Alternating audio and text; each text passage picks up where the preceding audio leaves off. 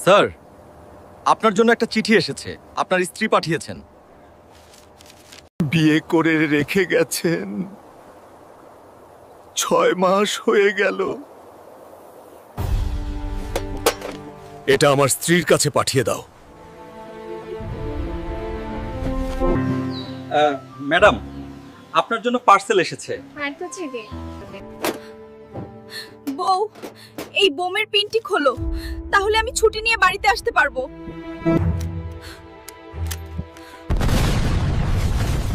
বউ, তোমার জন্য 1 মাসের ছুটি পেয়েছি, অনেক মজা হবে।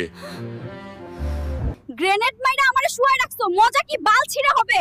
আরে গ্রেনেড মারছি জন্যই তো ছুটি পাইছি। এবার তোমাকে একটু আদর করি। এই নাটকীয় অবস্থায় আদর কিভাবে হবে? আদর করলে রোগ এমনি সেরে যাবে।